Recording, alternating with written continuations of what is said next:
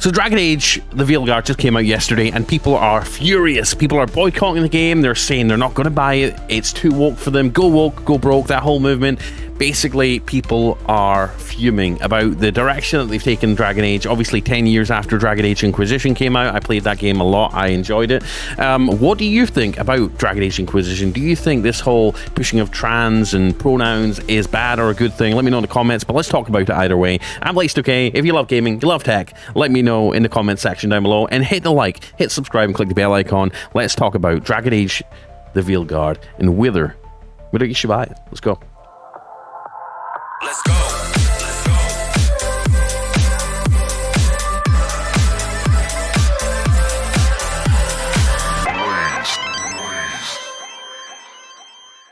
First things first, if you have a PS5 or a PS5 Pro, check out the links down below for some really cool accessories. I've collated a list on Amazon of the best accessories and the best TV for gaming, hands down. The LG C3 and C4. Go check the links out for some really cool deals. Also check out the links for all the cool stuff I use in my setup here in the office, as well as the best coffee you can drink, hands down. It's called Everyday Dose. You can get the welcome kit with a bunch of freebies using my link down below. It's a really cool deal. $27. Try out mushroom coffee with nootropics. It will improve your health tenfold. I'm not kidding. Go check it out. Anyways, so today we're diving into a bit of a hot topic in the gaming community. Obviously, Dragon Age: The Veilguard, the latest installment in BioWare's beloved fantasy RPG series. It's just dropped, and it's not all sunshine and rainbows. So let's talk about it. So first, a quick rundown of what Dragon Age: The Veilguard is all about. It's basically set 10 years after the events of Dragon Age Inquisition. You're back in Thedas, playing as a new character named Rook, exploring new territories, fresh territories, and you've got this whole new cast of characters to interact with. The game brings back the storytelling and the character depth that Dragon Age fans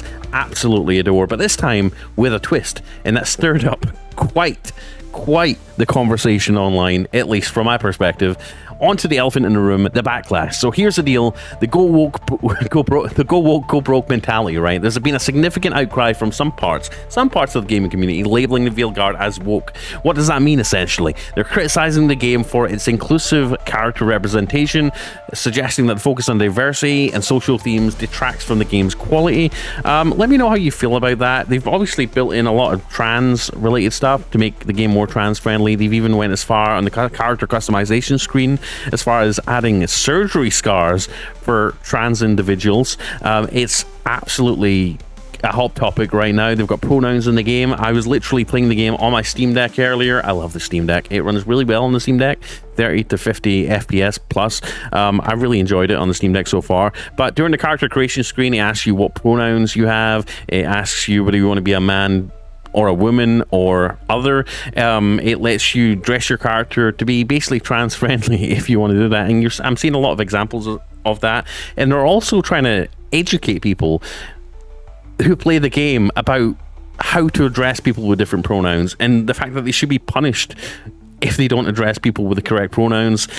It is pretty crazy, and we'll watch a clip after this basically showing you an example of that, right? But I think people have a fair point. I think games should focus on the storyline, the characters. It should not focus on people's pronouns. It shouldn't focus on people's, sexualities. I mean, that's great having that representation, but, being too heavy on it, it does detract from storyline. At least that's my opinion. Although, feel free to disagree. Let me know if I'm wrong. I'd love to know if I'm wrong, because I'm not always right. I'm a flawed human being, right?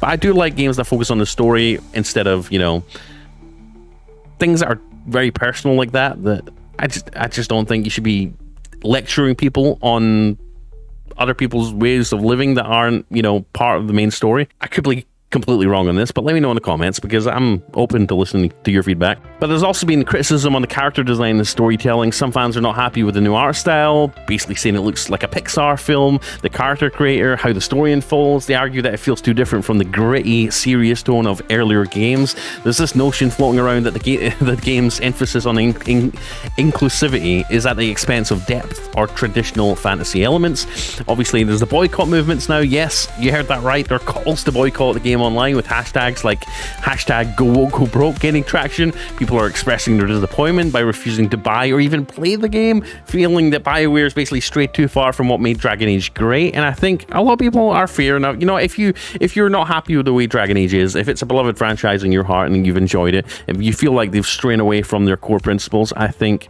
you know, it's fair to voice your opinion, but you're not always right. You know, there are other people. There's a lot of people that are trans, you know, that feel represented in this game. People of different races, different skin colors, different, you know, sexualities, you name it, that do feel more inclusive and included in the game. I think that's a good thing.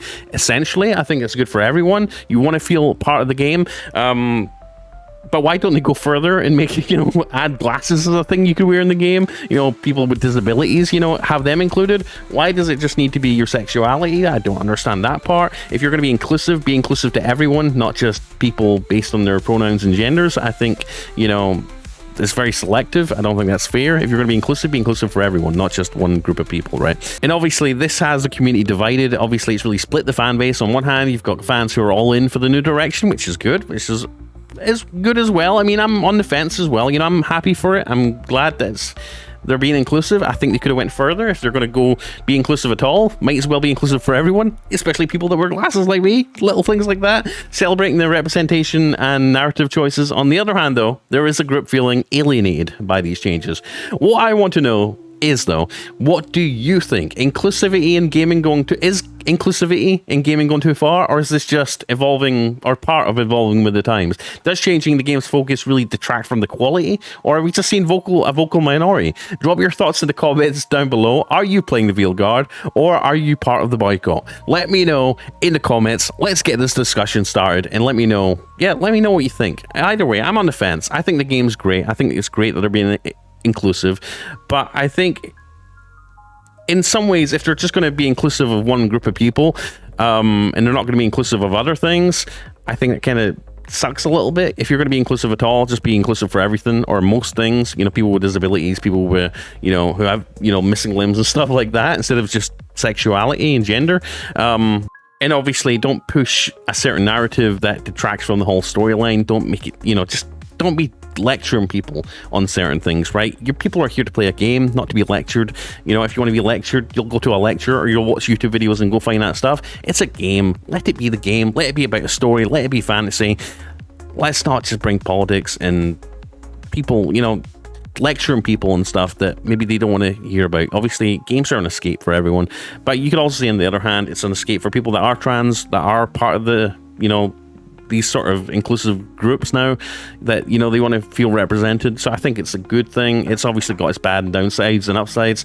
Let me know what you think either way. It's a hot topic. People are mad. People are happy. It's just crazy. It's across the board. Let me know what you think. And like I says, if I'm wrong, if you think I'm wrong, just let me know if I'm wrong down below. I'm okay being corrected.